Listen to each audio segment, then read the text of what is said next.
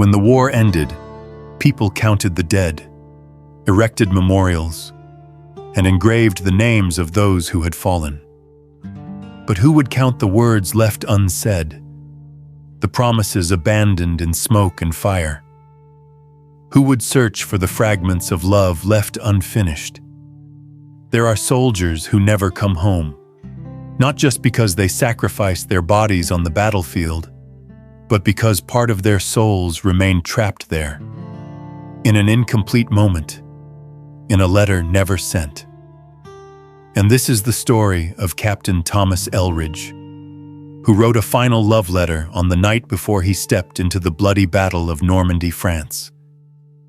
That letter marched its intended recipient, but it still exists, still waiting to be found, still aching in every word, still the most vivid trace left of a heart that no longer beats.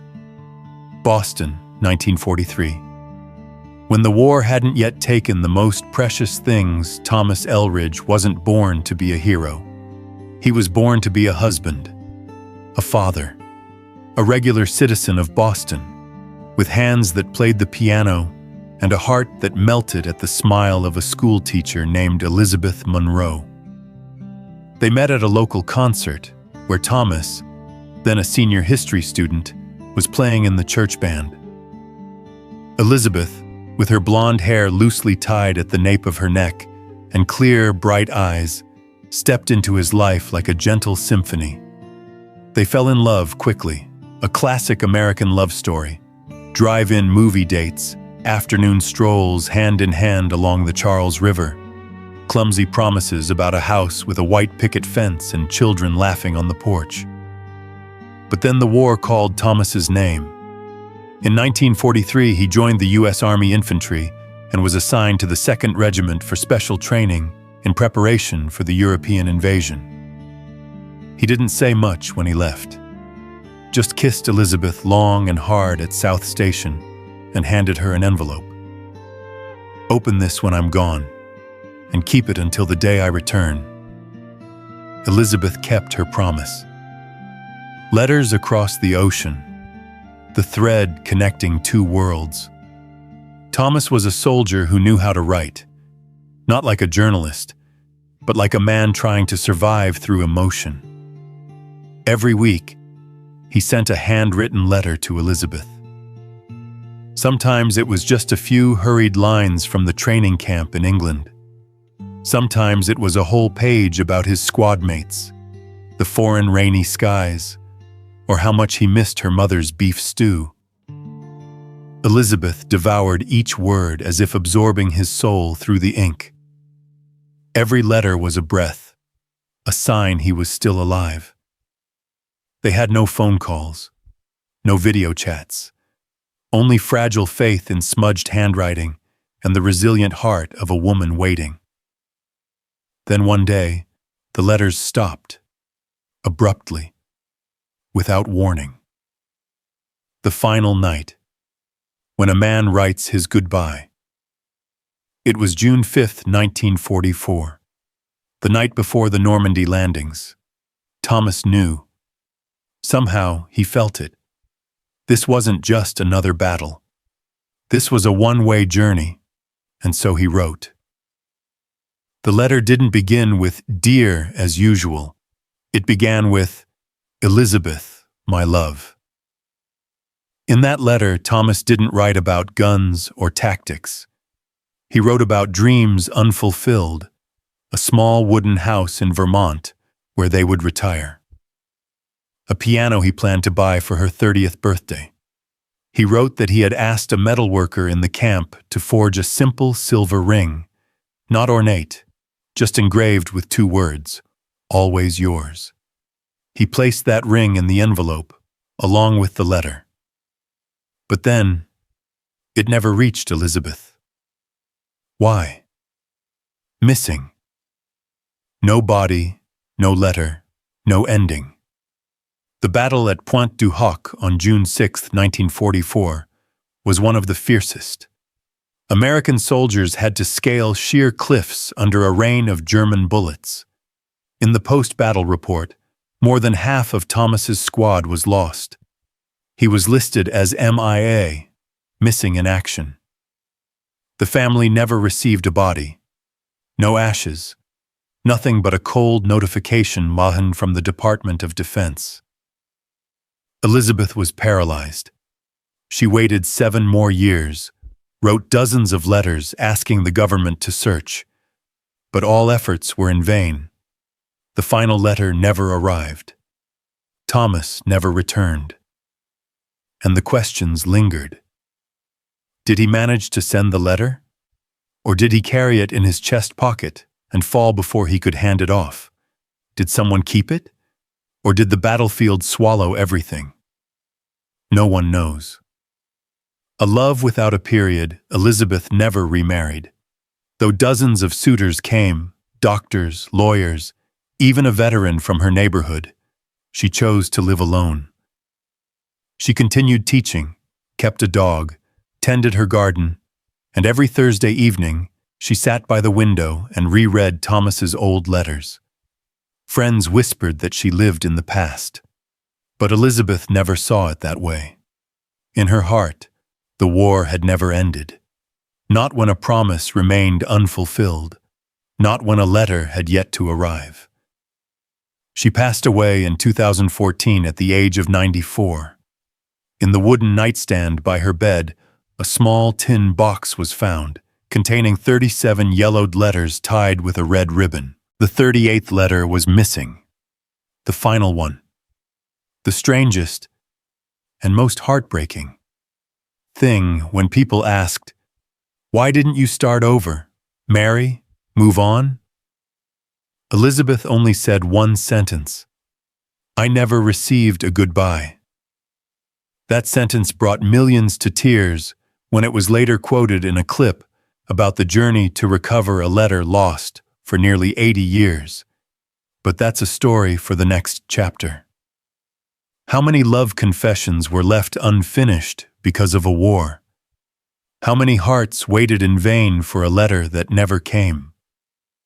Captain Thomas Ellridge's story is just a tiny part of vast history, but it was an entire universe to one woman. A letter never sent, a heart that never said goodbye, a soul that was never released. And it will continue until that letter is opened and someone reads it. Not just with their eyes, but with everything humanity has left after war. Not everyone who falls is remembered. Not every letter written finds its way. But some words, even buried beneath mud and earth, still wait for the day they are heard.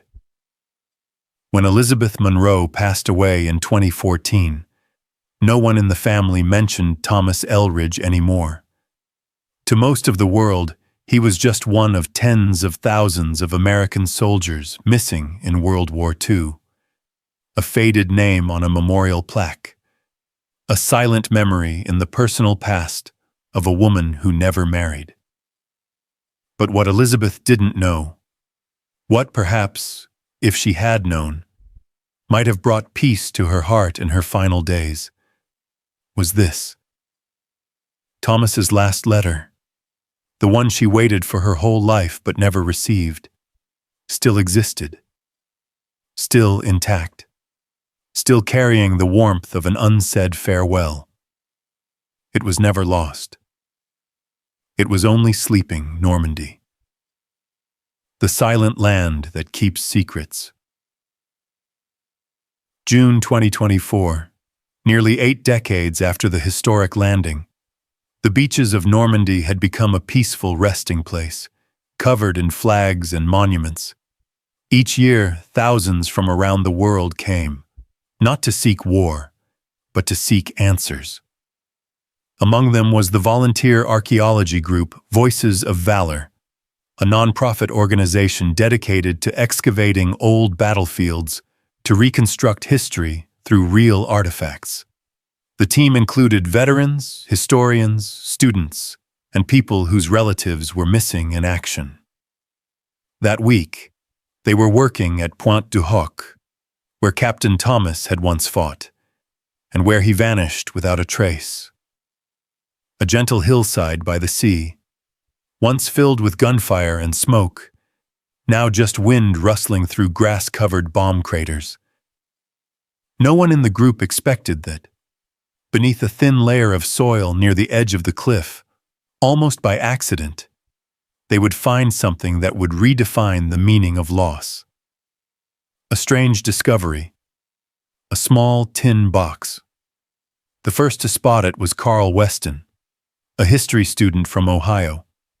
He was clearing the soil around an old shell crater when he noticed something glinting beside a rock under the sunlight. Brushing the dirt away, Carl uncovered a small rectangular tin box, palm-sized, slightly dented at the corner, as if someone had gripped it tightly, then dropped it in haste. The box wasn't locked. Inside, wrapped in coarse cloth, was a yellowed letter, the ink blurred by time but still legible. Clipped to it was a simple silver ring, engraved inside with 2 words, "Always yours." No one in the group said a word. No one dared to breathe too loudly. No one needed an explanation. They had just found the final goodbye of a soldier who never came home. Matching details. Identity confirmed. The letter was carefully taken to the organization's research center. There, preservation experts used special techniques to restore and read it line by line. There was no clear name on the letter. But when they cross-referenced U.S. military records, combined with the battle descriptions, location, handwriting, and most notably, the name Elizabeth repeated throughout, they quickly narrowed it down. There was a highly relevant missing soldiers file. Captain Thomas Ellridge, 2nd Infantry Regiment, assigned to the D-Day mission, missing in the Pointe du Hoc area on June 6, 1910. The miracle was, military records had been fully digitized. The handwriting sample from the letter matched almost exactly with the letters of Thomas stored by the wartime Department of Defense. There was no more doubt. It was him. This letter belonged to Thomas. The letter that was never delivered. The letter Elizabeth had waited for her entire life. But why was it buried there? Who had placed it in the ground? That was the question that left everyone pondering. Based on the excavation site, the tin box was buried quite shallow, only about 25 centimeters below the surface, and wrapped in army cloth. If Thomas had been shot and fallen there, it's highly unlikely he could have done that himself. So then, was it someone else? A comrade? A friend? Or even a stranger in the unit, who picked up the letter from the dying soldier, tried to keep it safe and then hastily buried it while facing gunfire himself? There's no record of that event. No one alive to recount it. But the thought that another soldier tried to fulfill his friend's final promise amidst the brutality of battle sent chills through everyone. The letter may have never left the battlefield, but it was never forgotten. What did the letter say? And why did it silence the whole world? In the letter, Thomas wrote with a tenderness that defied the tension of the night before battle. He didn't mention war, didn't refer to danger. He only described an autumn morning in Boston that he always remembered, where Elizabeth wore a moss-green sweater and sipped tea by the window. He wrote that he still carried her photo, edges frayed, that the night before, he'd dreamed of the two of them walking hand in hand across the wooden bridge near their home, and that, if he didn't survive tomorrow, at least he had lived fully, because of her. I know there's nothing I can do to ease your pain, but if you're reading this letter, it means someone kept their word for me, and I loved you until my very last breath. Thomas. The letter ended with a line of ink, slightly shaky, as if written in haste. I'm not sure how much time I have left. And that was it. The letter stopped there, an ellipsis never completed. Every question now became more urgent than ever. Who buried the box? Why didn't they send it? Did that person survive the battle? Are there other letters from other soldiers still waiting to be found? Thomas's story opened a door of endless curiosity. And for archaeologists, it wasn't just a discovery. It was an invitation. An invitation to go deeper into history, not with weapons, but with emotion, with compassion, with the words never spoken. The story spreads, and a family unexpectedly steps into the light. Just weeks later, Voices of Valor tracked down Elizabeth's closest living relative, a granddaughter named Emily Wills, now a freelance journalist living in New York. When she heard the news, Emily was stunned. "I used to think my grandmother was cold," she said. "Now I understand. She lived with a hole in her heart none of us ever saw." She agreed to come to Normandy, to hold the letter, to read it aloud. Not just for herself, but for all the voices war had silenced. We think time buries everything, but some things, even when forgotten, patiently wait to return. That letter wasn't lost. It was just on a very long journey, back to where it belongs. Captain Thomas Ellridge's final letter had slept beneath the earth for nearly 80 years. Written on the eve of a life-or-death battle, tucked inside a small tin box, wrapped by trembling hands, and buried by someone whose name we may never know. It never reached Elizabeth, the woman who waited a lifetime. But fate did not let it vanish. Fate, or perhaps something even more mysterious, carved a different path. A path that led to Emily. Emily Wills, inheritor of an unfinished love. Emily knew nothing about Thomas Ellridge.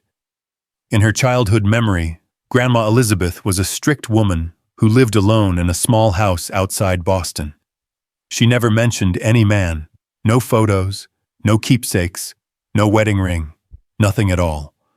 Only an old tin box in a drawer, locked, that no one was ever allowed to touch. Emily grew up, studied journalism, lived single like her grandmother, wandering from city to city writing freelance reports. She loved truth, mysteries, forgotten things. But she never imagined that a piece of her own flesh and blood would be part of an unfinished story from a war nearly a century old. When Voices of Valor contacted her, Emily thought it was a joke. How could it be? A letter written in 1944, addressed to her grandmother, just now discovered. But then they sent photos, sent the letter's content, sent the silver ring engraved, "Always yours." And her heart skipped. Emily had never seen that ring, but those words. She remembered hearing her grandmother whisper them in her sleep. "Always yours. Luan la Kuan." The flight to Normandy, a journey back in time. The flight to France was longer than any journey Emily had ever taken, not because of distance, but because every mile was a step back into the past, into things she had never understood about her grandmother, her family, the war. June in Normandy. The sky was blue and windy, but something within Emily stirred quietly, like pages of a calendar flipping backward in time. She was met by the Voices of Valor team, who led her to the site where the letter was found. Standing at the cliff where Thomas had fallen, Emily couldn't speak a word. The ground beneath her had once run red. The sea wind here had once carried the final screams of hundreds of soldiers, and there, she opened the letter. The moment of reading the letter, an echo from another world. She held the letter with white gloves, hands trembling slightly. The ink had faded. The paper was brittle, but each word still seemed to breathe. Elizabeth, my love, if you're reading this letter, it means I didn't make it home. But I want you to know, I'm not afraid. I'm only afraid I won't have the chance to tell you. I love you, and I never stopped loving you. No matter what happens, please live. Live for both of us. Emily read aloud, her voice breaking at the final lines. She didn't know why she was crying, for the pain of a man she had never met, or for her grandmother, who had lived a lifetime waiting for this farewell. The camera captured the moment. Wind swept through her hair. The sea roared behind her, and everyone stood silent. The video was uploaded to YouTube by Voices of Valor. Within 72 hours, it garnered over 12 million views. People called it the letter that returned from the dead. A nation moved, and unexpected responses. Thousands of comments poured in from across the globe. I cried listening to every word. Thank you for sharing. My father also went missing at Normandy. Could there still be something left to find? This love truly outlived the people in it. Some sent handwritten letters to the organization, sharing keepsakes they held, photographs, scraps of paper, even pieces of fabric hastily inscribed with someone's name. Most astonishing of all, an elderly man in Missouri named Walter Crane, 96 years old, a World War II veteran, called and said one sentence. I buried that letter. Thomas was my friend. The old soldier's testimony, a quiet truth comes to light. Emily flew to meet Walter that same week. He was frail, confined to a wheelchair, but his mind was sharp. When he saw the letter, his eyes welled with tears. He gave it to me that morning, said that if anything happened, to hold on to it. But I got wounded too. When I came to, I knew I couldn't keep the promise. The spot I buried it was the last place before I was pulled out. I thought I'd failed him. Emily took his hand and gently shook her head. No. You kept your promise. You were the only one who could. Back in Boston, the letter truly comes home. After the meeting, Emily brought the letter and ring back to Boston. She had no children, no husband, but for the first time in her life she felt she had a purpose. She placed the ring and the letter back into her grandmother's old tin box. The box that had once been locked was now displayed open in a glass cabinet. Below it, a small plaque engraved, "Because love never dies, it only tries to find its way back." She began writing a book, a novel titled The Last Letter. Not just about Thomas and Elizabeth, but about thousands of loves buried by war, never given a chance to end properly. But the story wasn't truly over. Because after the video went viral, something unexpected happened. Voices of Valor received over 800 applications to join in just 10 days. Among them, 60 people had relatives who went missing in the war, and they wanted to dig, to search, to know, even if all they found was an unsent letter. Thomas's letter didn't just come home. It became a torch, a light in the darkness of forgetting. Some secrets sleep beneath the earth, not because they want to be forgotten, but because they are waiting for someone patient enough to listen. Emily Wills had brought the letter home. She had read it. She had wept. She had retold the story of a great love from a man she never met, Captain Thomas Ellridge, and a grandmother who had quietly lived her whole life with only incomplete letters. She thought the journey had ended, that the truth had finally found its place. But no. A question lingered, smoldering like a quiet flame. Who held on to the letter? Because clearly, Thomas could not have buried that tin box himself. So then, who? Back to the site. The overlooked details. After Emily returned to the U.S., the Voices of Valor team continued to comb the area where the box had been found. Carl Weston, the young student who had initially discovered the tin box, returned with a quiet obsession. He began asking questions like an investigator. Why was the box buried so shallow, just 25 centimeters below the surface, as if the person burying it had no time? Why was it wrapped in coarse cloth, instead of simply stuffed into a soldier's backpack like other wartime letters? And most importantly, why hadn't it decayed or torn after nearly 80 years in the soil of Normandy, a land once soaked in blood and bomb blasts? This wasn't merely luck. This was an intentional act. Someone wanted the letter protected, but at the same time, wanted to hide it. Walter Crane, comrade or powerless witness. Emily had met Walter Crane, the 96-year-old veteran who claimed Thomas had entrusted him with the letter. But parts of his story didn't quite align. Walter said he was injured shortly after receiving the letter and pulled from the battlefield, unable to send it. But then, where had it been for the past 80 years? One member of the archaeology team, Dr. Rachel Hannigan, proposed a bold theory. What if Walter wasn't pulled out right away?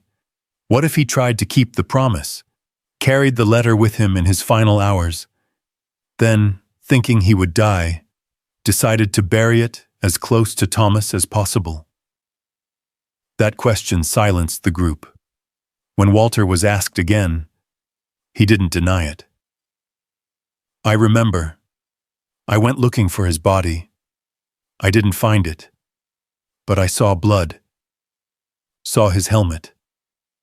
I didn't dare take the letter home because I didn't believe I'd survive. I couldn't carry that burden if I died, so I buried it.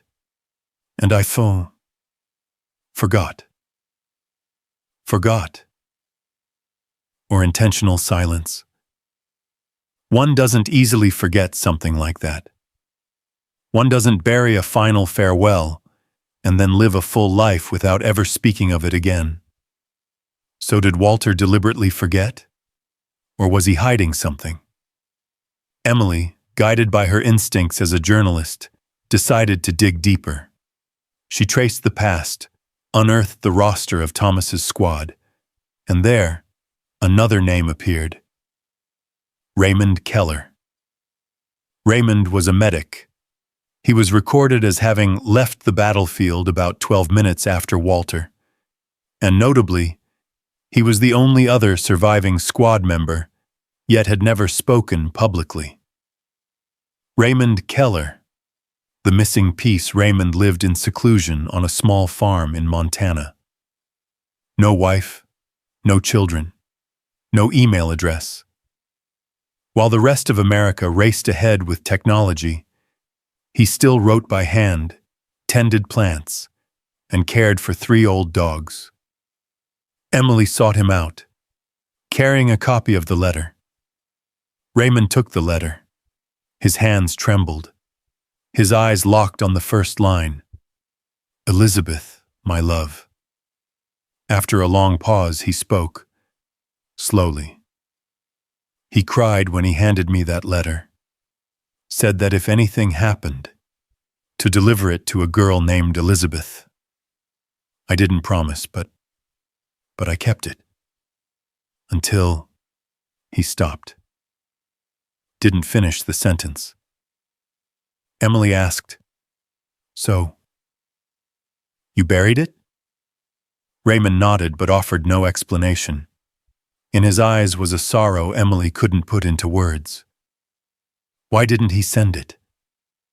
Why the silence? This became the pressing question. Why didn't Raymond, or Walter, send that letter? Did they never get the chance? Or did they choose not to? A more painful theory emerged. Could it be that someone else loved Elizabeth too? Was it possible, in those final hours, that a soldier couldn't resist one last act of selfishness to keep a love that was never his? There's no proof, no confession. But if the letter was indeed kept, what motive could be stronger? Love, jealousy, or fear? The letter, a burden, or a path to redemption? One thing is certain. Whoever buried it did not destroy it. They protected it. What does that tell us? That they still believed, one day, the letter would be found. That, even if they didn't have the courage to send it themselves, they still hoped someone else would. Perhaps that soldier lived a lifetime with the weight of a promise, and the letter was proof. A burden, an unhealed wound. A whisper at night that never let him sleep in peace. A restless soul, and a late redemption. Emily wrote all of this in her book. She drew no conclusions. She left gaps, because the story itself was a series of gaps. But it was precisely that imperfection that made it feel real. We may never know who held on to that letter, but thanks to them, it wasn't lost. It simply wandered, on a very long journey, to the hands of the one person who could tell it best.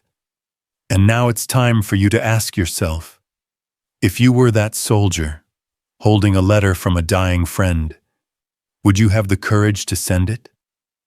Or would you keep it, out of fear, pain, selfishness, or the inability to face the eyes of the one left behind? If it were you, would you dare to read someone else's final words to their love and keep them hidden forever? Some mysteries don't need answers. They just need to be told, so they are not forgotten. The letter returned, but its journey didn't end with the reader. Each person who hears it carries the story a little further. One man falls in war, dozens fall in memory, but a letter that finds its way back can revive a whole generation's faith. In the end, the letter came home, not just as an artifact, but as living proof of love, loyalty, and the parts of our humanity that war cannot kill. But the thing that haunts me most isn't the romance of the story. It's the gap left by the final question. Who held on to the letter? For what reason? And why, nearly a century later, are we still haunted by it? It's not easy to analyze something as profoundly human as a love letter, but I believe it is precisely that fragility, that imperfection, that keeps us riveted. We have long spoken of war in the language of history, casualty numbers, military strategies, treaties, but a letter like Thomas's raises a completely different question. What does war really take from us? Not just lives, but words left unsaid, endings never completed, emotions never understood. I used to think the deepest pain of war was losing a loved one, but after reading that letter, I understood. The greater pain is the lack of goodbye. No answer, no closure. Elizabeth didn't lose Thomas once. She lost him every day, in every sleepless night, in every old letter, in every unanswered question that echoed through the rest of her life. And now, when Emily, her granddaughter, read that letter, the boundary of time almost vanished. Thomas seemed to have written it just the night before. Elizabeth still seemed to be sitting at the window in Boston, hands trembling as she waited for the postman. A single piece of paper, with the power to make millions hold their breath. Did you realize? The entire story revolves around a letter that never reached its recipient. And that very fact makes it more powerful than any happy ending. If Thomas had survived and returned, if Elizabeth had received the letter in 1944, if they had married and lived happily ever after, we would have nothing left to tell. But because everything was left unfinished, because the ending was delayed by nearly 80 years, each reader, each listener, is forced to complete the story in their own way. All of us carry something unfinished, a word never spoken, a feeling never returned. That's why this letter doesn't just belong to the past. It belongs to all of us, to those still holding emotions with nowhere to send them. In the previous part, we asked, who held on to the letter? Was it Walter, Thomas's comrade, or Raymond, the silent medic? Did they keep it out of forgetfulness, fear, or selfishness? I think all of those could be true. We want to believe in noble heroes, those who keep their promises to their dying breath.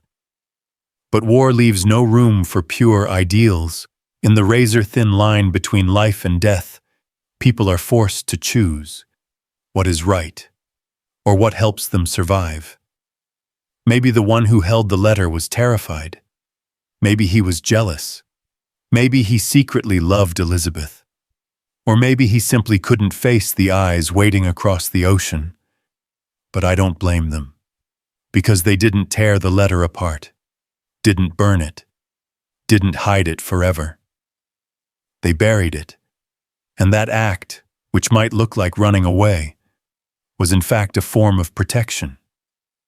They didn't send it, but they didn't let it vanish. If Emily hadn't been a journalist, if she hadn't had the strength to face the truth, would the letter ever have been read on camera? Would it have spread? Moved hearts? Reawakened an entire current of memory buried by war? What's strange is this. Emily Anton, who knew nothing about her grandfather, was the only one who could tell his story without breaking it. She didn't romanticize, didn't judge. She preserved the cracks in the story, and that very choice made everything real in a way that was almost frightening. Because sometimes the storyteller is not the one who witnessed it, but the only one who can hear its echo from the past. After the video spread, thousands of people sent keepsakes to the Voices of Valor organization. Letters, old photographs, recordings, things that seemed worthless, but held memories they had never dared to confront. Why? Because the story of Thomas and Elizabeth touched the deepest part of us, the loneliness of words never heard. War takes away sound, takes away dialogue, takes away the ability to respond. But this letter, somehow,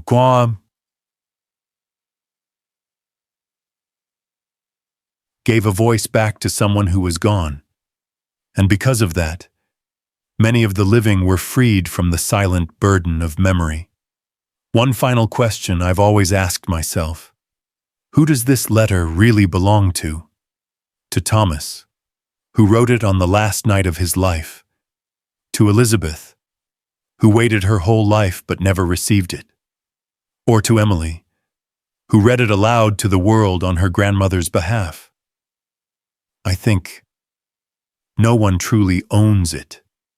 It belongs to all of us, those who still believe in the power of unsaid words, those who have lost someone, those who still carry in their heart an unsent letter.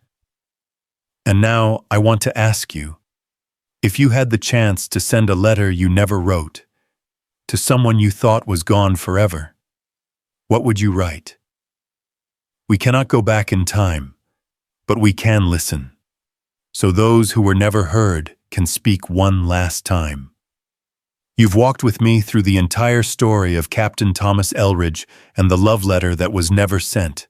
A story without a tidy ending, without a clear villain, without any glorious victory to celebrate, but filled with enough love, grief, silence, and sacrifice to make anyone pause. We have moved through layers of time, together opened a letter buried for nearly 80 years in the soil of Normandy. Read it aloud, not to revive war, but to give voice back to emotions that history had silenced.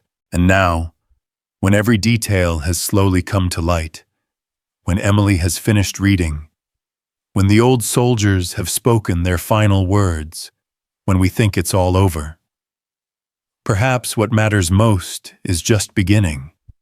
A letter is read, and thousands fall silent. After the video of Emily reading the letter spread across forums, hundreds of thousands of people began sharing their own stories. An elderly woman in Wisconsin sent in a faded old photo with a few words scribbled on the back. "Wait for me, if you still want to." No name, no sender. She never knew who wrote it, but kept it for 50 years. A young man in Tokyo wrote that his grandfather also went missing in the Pacific and once mentioned an unfulfilled promise. A 16-year-old girl in Brazil left a simple comment. "Today I wrote my first letter ever. Not sure I'll send it, but I think I have to start." Do you see? A story that happened in 1944, a story that seemed to have ended, reached people who never lived in that era.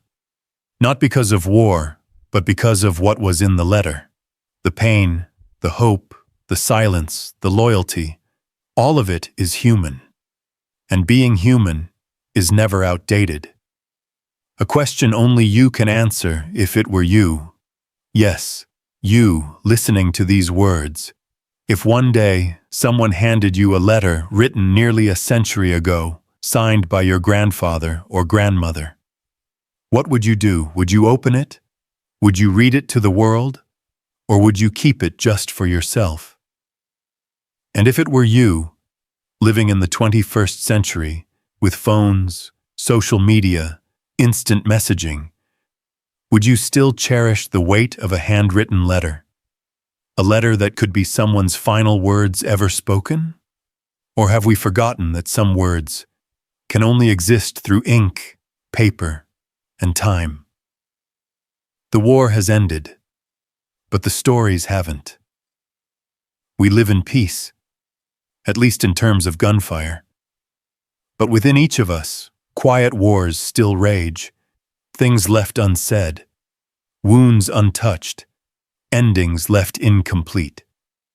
So then, who is holding the unsent letter meant for you? And whose letter are you still holding on to? Maybe it's your mother, who never told anyone she once lost her first child. Maybe it's an old friend, whom you hurt and walked away from without an apology. Maybe it's yourself, living each day like a draft never sent. This moment, you can start writing. Write the thing you always wanted to say but never dared to, even if it's just, "I'm sorry. Thank you." Or simply, "I miss you."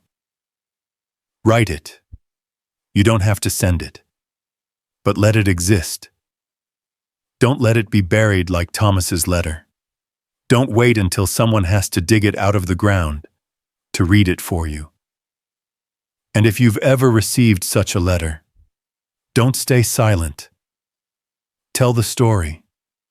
Because maybe your story will be the spark that lights the way for someone else who's lost.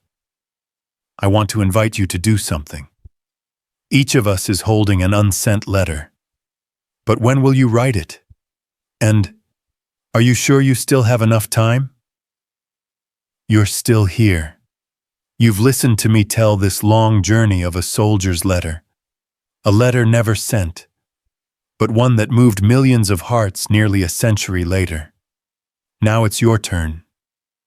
Yes, you. No one else. No longer Thomas. No longer Elizabeth. No longer Emily or the old soldiers who kept secrets on the battlefield. But you, sitting in your private space listening or watching this video, maybe scrolling on your phone, maybe about to sleep, or simply just silent. I want to ask you, not as a storyteller, but as someone standing right in front of you, looking into your eyes. Are you holding a letter you've never sent? Stop for a few seconds and really think about it. It doesn't have to be on paper.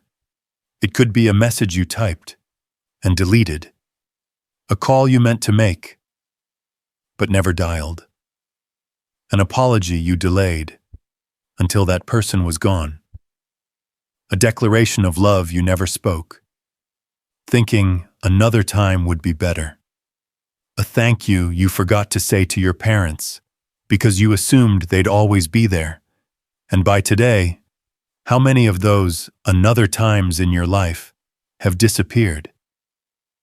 The truth is, we're all the same. We're busy. We're afraid of rejection. We don't want to seem weak. We delay, thinking there's still tomorrow.